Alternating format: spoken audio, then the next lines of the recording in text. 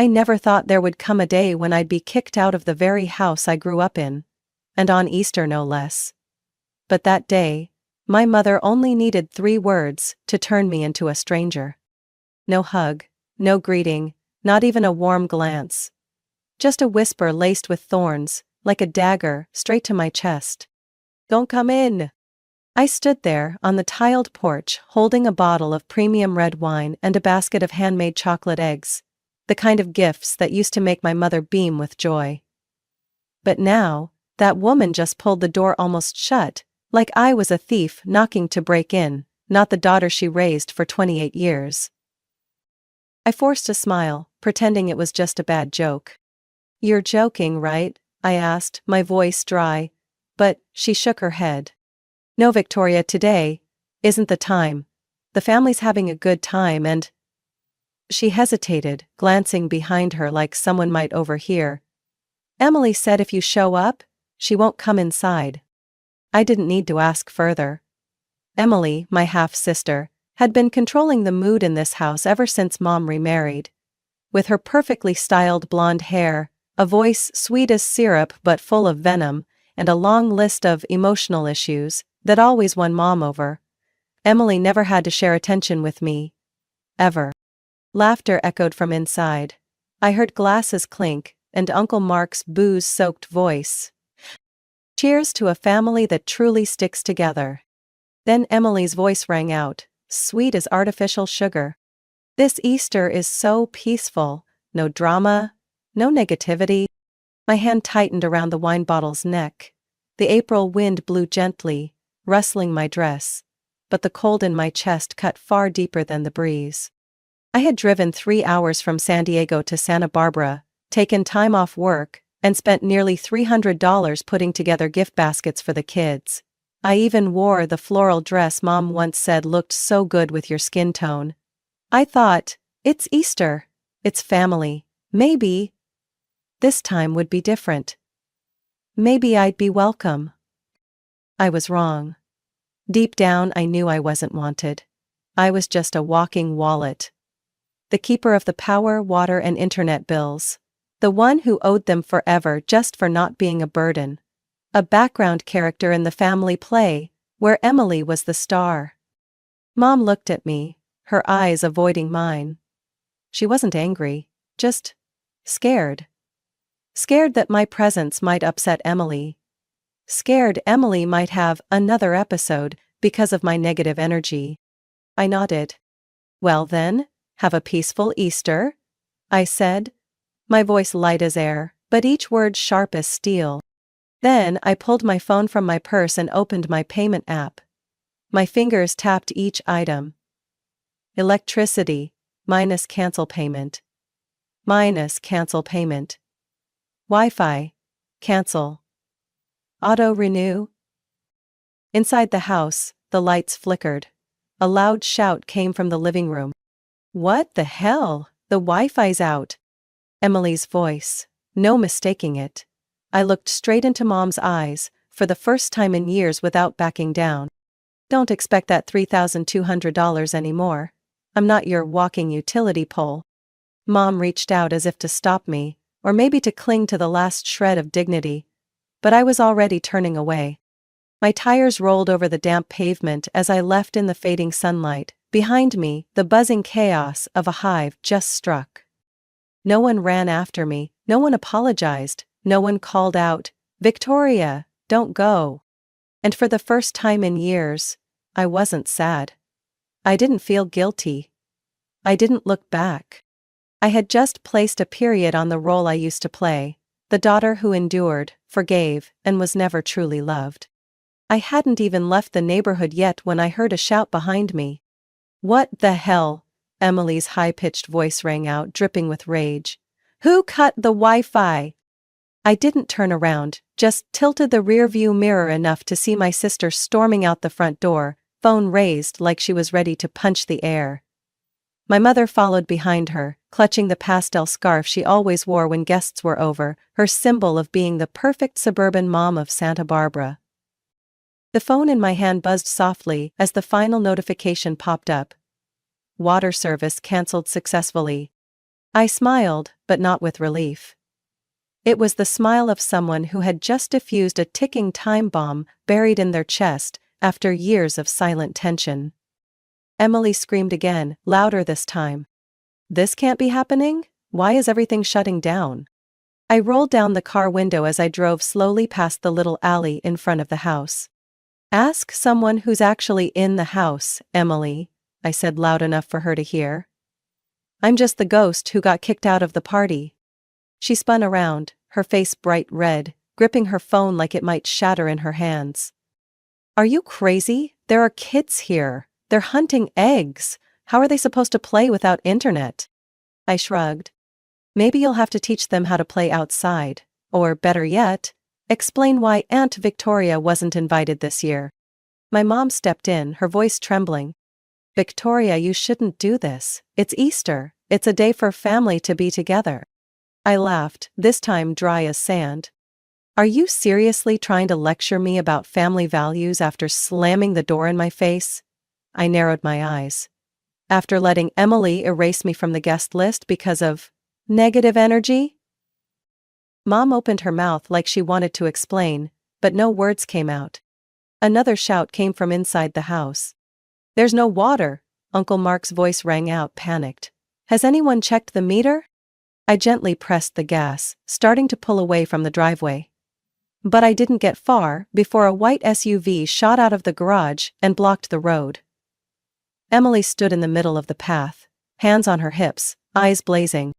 "You don't have the right to do this, Victoria," she screamed. "That's Mom's house, it's where I live. You can't just destroy everything because you're throwing a tantrum." I didn't rush to get out of the car. Instead, I pulled out my phone again and scrolled to the streaming payment section. Netflix, Hulu, HBO Max. One by one, I tapped "Cancel Service." When I finished, I looked up. "You think I'm just throwing a tantrum? No, Emily." I opened the car door, stepped out, and stood tall in front of my sister, for the first time in years. "I canceled everything because I'm tired of always being backstage. Tired of being a talking wallet, and if you think I'm going to keep funding this while you and Mom treat me like the unwanted stepchild, then you're crazier than I am." Emily's mouth dropped open, but she had no argument. A child's wail came from inside the house. My mom ran back in, panicked. The whole scene looked like a dark comedy. I returned to my car, shut the door, and rolled down the window one last time. Happy Easter! No lights, no water, no internet. But I'm sure there'll be plenty of positive energy, just like you wanted. And then I drove away. No looking back. No hesitation. No regret. For the first time in my life, I felt like I'd finally pulled the emergency exit lever on the prison I used to call family. Instead of heading straight back to San Diego like I planned, I stopped at a parking lot near Goleta Beach, took off my shoes and let my bare feet sink into the cold sand. The salty air and steady sound of the waves were the only things keeping me sane. I pulled out my phone and reopened my banking app. It took just seconds for the truth to hit me again, cold and naked. In the past 12 months, I had sent exactly $9,842 to cover their expenses. 3 years. 3 years of quietly paying for electricity, water, gas, internet for a house I wasn't even allowed to enter anymore, all because my sister wasn't comfortable with my presence. It all started when my dad, Charles, lost his job at 56. The construction industry tanked, his company shut down, and within months they were drowning in debt. I had just landed my first full-time job in finance, and I immediately offered, "I'll help cover the bills for a while, until Dad finds something new." 3 years later, Dad was still waiting on a project. And me? I'd become an ATM without a PIN. Water, $73/month. Electricity anywhere from $180 to $240 depending on the season. Internet, $91 for a high-speed package because Emily can't stand lag when working online. Add to that all the extras, family phone plan, streaming bundles, sometimes Amazon Prime, Disney Plus, Spotify Premium, and recently a Peloton no one even used. I still remember the time Mom called me at 10 p.m., whispering, "Sweetie, the dentist said I need to redo 2 porcelain crowns. It's not urgent, but..." I'm embarrassed to smile. I wired $2,400 without question, not even a proper thank you. Just a, "I'll pay you back soon." But in my mother's dictionary, soon meant never. And then there was the whole thing with Emily and the pearl-colored SUV. She didn't qualify for a loan on a new car. My mom called, her voice sugary sweet. "Victoria, your sister needs a safe vehicle. Can you co-sign so she can get approved more easily? Just for a year." I nodded, like an idiot. 6 months later, I got a payment notice from the bank, because Emily forgot to pay for 2 months in a row. I had to shell out $1,700 just to protect my credit score. I used to think it was my duty. I used to believe in that whole older sister has to sacrifice thing. But the kind of sacrifice they wanted never had a finish line. It was like a bottomless pit. The more you poured in, the more disappeared without a trace. Without recognition. I once overheard Emily mocking me behind my back at a Christmas party. "Victoria always looks like she's about to read someone's will. Long face, no husband, no kids, but at least she's got money, so she's still useful." My mom didn't defend me. She just sipped her wine and said, "Oh, Emily, your sister's just tired." Tired? Yeah, I was tired. But not because of work, or because I had to help. I was tired of being laughed at while carrying the weight of responsibilities they should have shared. I once told Emily during a dinner at Olive Garden, "You know that 'lucky you don't have kids' comment you made? That's the exact reason you feel zero guilt calling me whenever you want money." She waved me off, smirking. "Please, don't act like you're some kind of saint. You're just buying a sense of control by paying bills." I remember the lemonade glass in my hand trembling slightly, but I swallowed the anger and smiled. Like the nice sister. The understanding eldest. Until today. Today, as I stood in front of the house that once felt like home, and was turned away by my own mother just because I made my sister uncomfortable, I finally understood. I was never truly part of this family. I was the sponsor. The silent wallet. The backup plan. Not anymore. I looked at my phone, the screen's glow lighting up my face in the dark. I tapped the final button. Cancel, auto bill pay sync. The lights I used to keep on in that house would start to dim. The water would stop flowing. The Wi-Fi would disappear.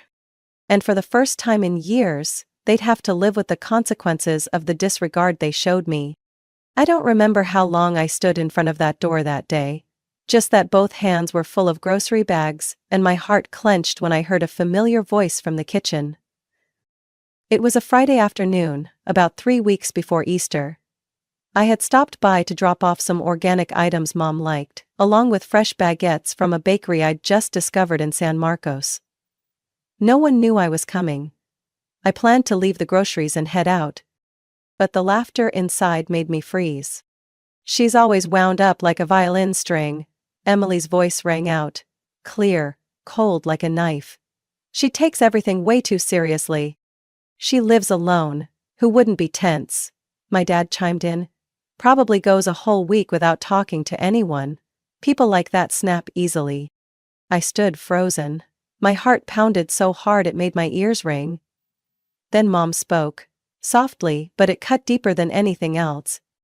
"Well, at least she's useful. If not, we would have had our power cut long ago."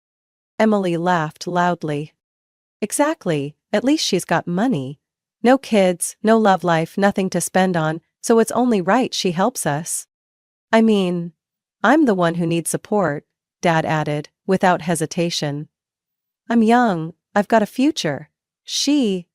Well, she's just got her job, and her bank account." Mom didn't object. No one did. Just the sound of clinking glasses, and someone saying, "Shows." I took a step back, bumping into the porch wall, making one of the apple bags fall and scatter, but I didn't pick it up. I left the groceries, got in my car, and drove straight back to my apartment, without a word. That night, I didn't sleep. I went through every transaction on the secondary credit card I had given Mom, for emergencies only. And there they were. Line by line, each one hitting like a punch. MacBook Pro $1,899. 4-day meditation retreat in Sedona, $3,200.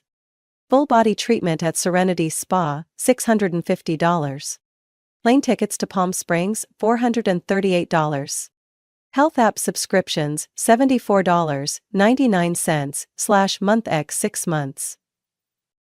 I opened the transaction list, cross-referenced the dates with Emily's Instagram posts with captions like, "Meditation is how I find myself amidst the chaos." I threw up right after. Not because of the money. Because of the shamelessness. I called Mom at 11 p.m. She picked up on the first ring. "Did you buy a MacBook?" I asked bluntly. "Oh, that was for Emily," Mom stammered. "She needed it to work remotely. And the retreat, it was to help her stabilize mentally.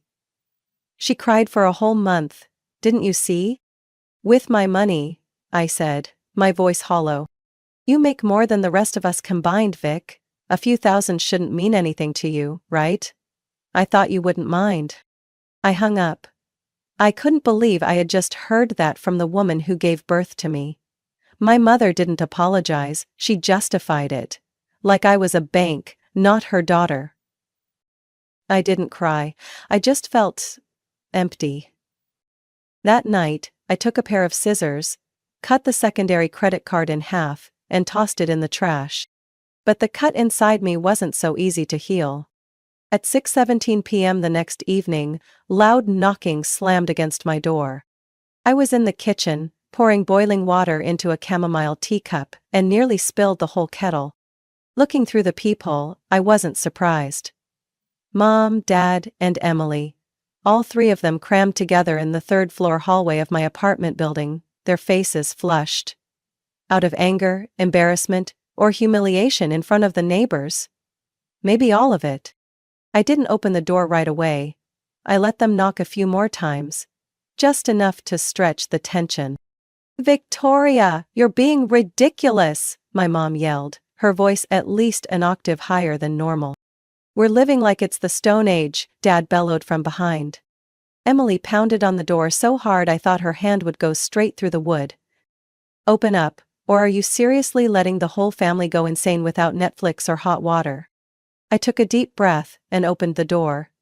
Just as Emily raised her hand to bang again, nearly stumbling inside. I kept the door halfway open, my expression ice cold. "Come in. But anyone who raises their voice over 3 decibels, I'm calling the cops," I said. No smile, no trembling. My small apartment instantly turned into a mini war zone. Mom started crying. Dad paced the room like a caged lion. And Emily, just as I expected, screamed. "Who do you think you are, the queen? You can't just cut everything off because your feelings are hurt." I gave a cold laugh, pulled my phone from my coat pocket and held up the screen. On it was the latest statement. Every charge, every auto payment. I'm not hurt. I'm used.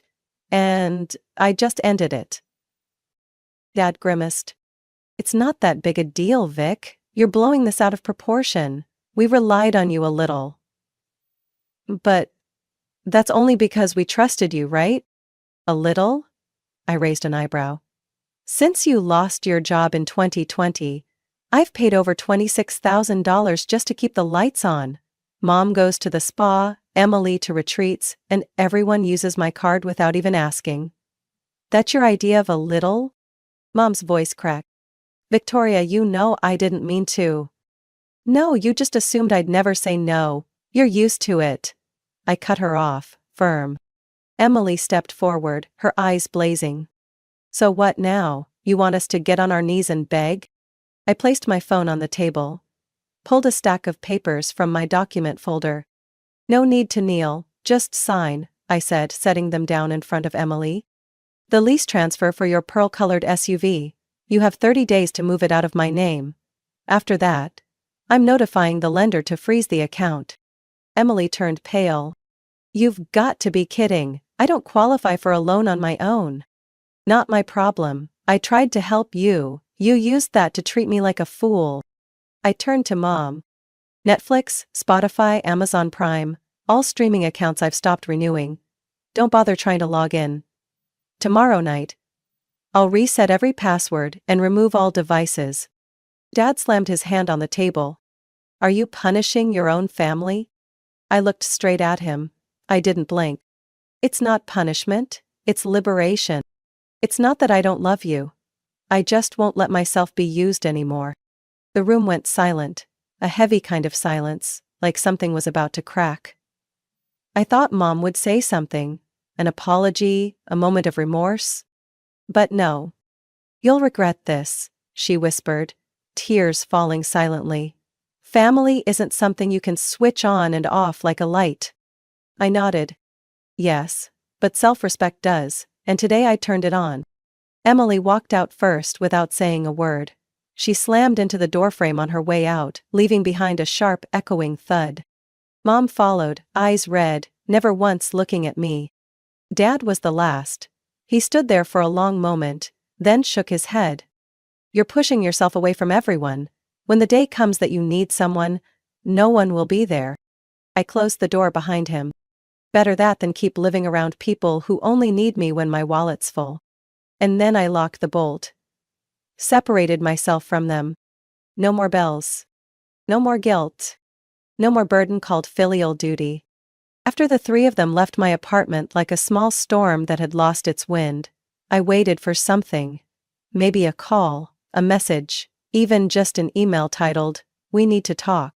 But there was nothing, no phone call, no message, no knock at the door. Complete silence. Strangely, it didn't make me feel lonely. On the contrary, I felt lighter. As if, after all these years, the space I lived in was finally mine, no longer covered in demands, accusatory tones, or the haunting smell of invisible responsibility. 3 days after the confrontation, I opened Instagram to post a photo of the latte I made myself. Right at the top was Emily's story. Black background, white text, her classic passive-aggressive tactic. Some people will leave you when you need them most, but God sees everything, and karma is real. Underneath was a broken heart emoji, followed by the hashtag, family betrayal. I didn't like it. Didn't reply. I didn't need to. I took a screenshot, then exited the app like tossing an old bill into a fire.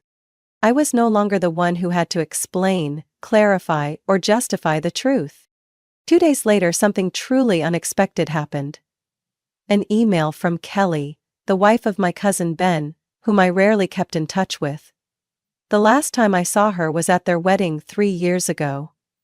A gentle woman, always keeping her distance from the rest of the family, like she was quietly observing from the sidelines. Subject: I just wanted to say. Sender: kellyheartworks@gmail.com. Victoria. I know this might surprise you. I saw everything at the Easter gathering. From beginning to end. I was in the corner of the kitchen when your mom turned you away, and I saw the look in your eyes when Emily said those things. I just wanted to say, thank you. No one in this family has ever stood up like that. Dared to cut ties. Dared to say enough. I always thought I was weak for staying silent, but you made me realize that not pushing back isn't grace. It's erasing yourself. You didn't deserve to be treated that way. I hope you're okay. Kelly. I sat staring at the screen for a long time. No tears, no nostalgia. Just a quiet feeling rising in my chest. Someone finally saw me. Not as a walking wallet, not as a shadow behind everyone's criticisms. But as a person, truly real, with boundaries and a voice. I typed my response, word by word. Thank you, Kelly. I'm better than I've ever been. And your email is the first thing in a long time that made me feel not entirely alone. I used to think silence was the end. But maybe it's just the beginning. Victoria. I hit send. The email window closed. But another door inside me opened. I began to realize some relationships aren't worth holding on to. Some voices, the more you try to blend with, the more you lose yourself. My family? They think I'm a traitor, an ungrateful daughter. Cold. But I know what really happened. And now, I don't need to prove it anymore. I cleaned up the apartment. Deleted all autopay apps. Removed unknown devices from Netflix. Reset every password. This little apartment that used to be just a place I came back to sleep. Now it's where I truly exist. That night, I turned off my phone. Not because I was angry at anyone, but because I no longer needed to wait for someone to forgive me. For protecting myself. After years of feeling like the only lifeboat. In a family drowning in demands and blame. For the first time, I had come up for air. I no longer flinch when the phone rings. No more tightness in my chest when a bank notification pops up. No more scrambling to solve the math problem of how to survive after paying their electric bill. Instead, I wake up in a small, quiet apartment, no one blaming me, no one waiting for me to open my wallet, no one calling me a selfish person with money. I started living. The first thing I did was buy a second-hand nylon string guitar on Craigslist. Warm tone, just $60. Clean and still had a sticker that said easy to learn. It had sat in the corner of my living room for a long time, just decor. But now, it's the first sound I hear every morning. My fingers clumsily pressed C chord, then D, then G. Each note that rang out felt like a piece of old shackles breaking off. No one rushing me. No one mocking me. No one yelling from the next room to turn it down.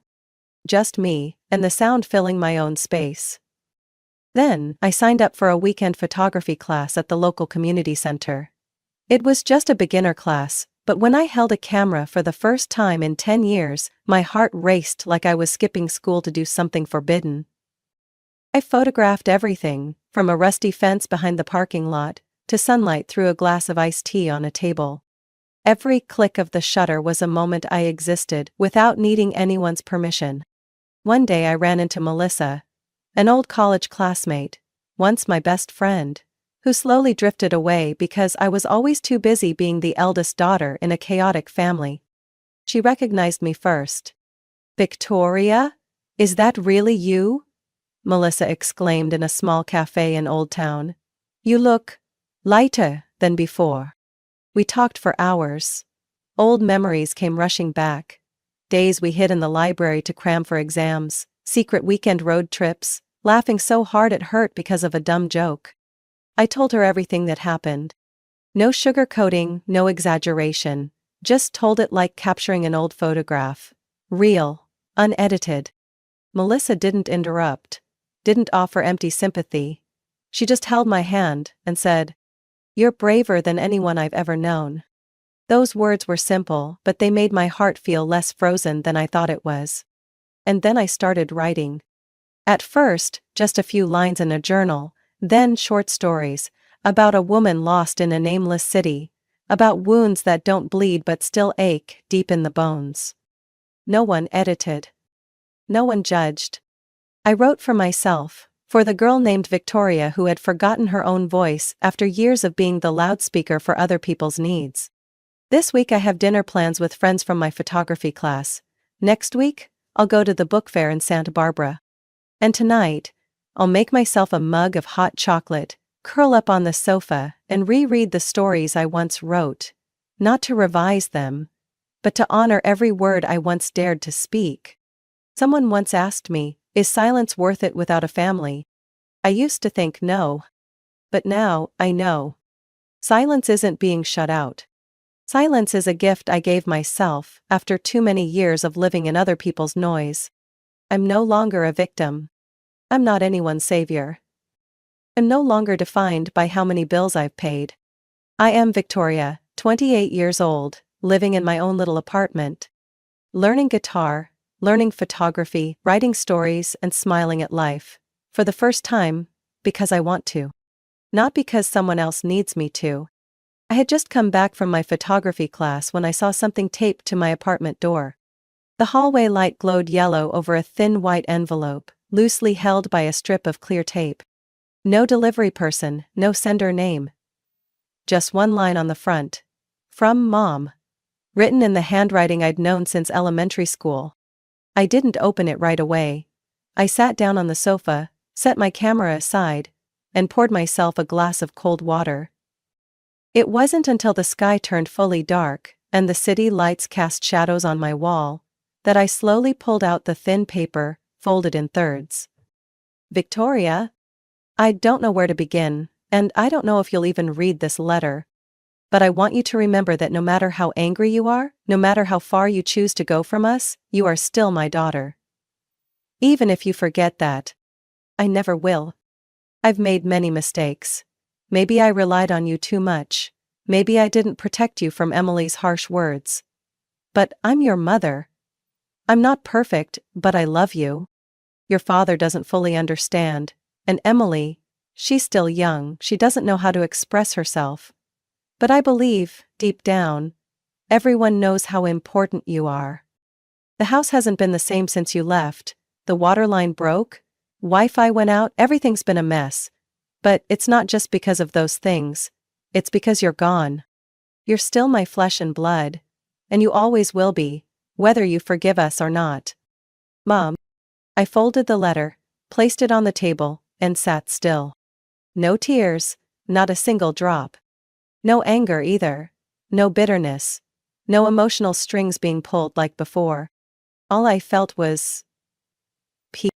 I used to think I'd break down when my mother finally said I love you. Used to long for an apology. Used to crave acknowledgement, understanding, just to be held as a real part of the family.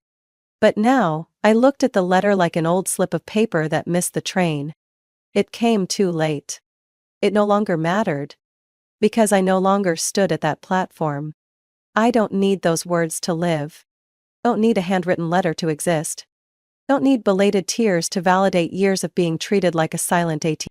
I am no longer the shadow of that family. I am Victoria, 28 years old. Living alone, not because no one wanted to keep me, but because I chose to let go of those who only kept me when they needed something. I lit a scented candle by the window. The smell of cinnamon and vanilla filled the small apartment. I played music, not the kind Emily used to force on everyone, but my favorite acoustic piece I'd just learned on guitar. I stood in front of the mirror and looked into my own eyes. No more panic. No more hidden exhaustion. Just clarity. I no longer live as my mother's daughter, but as the author of my own life. They can call me ungrateful. They can spin all the stories they want. I don't care. Because for the first time in years, I am no longer the backup character in a play called The Perfect Family.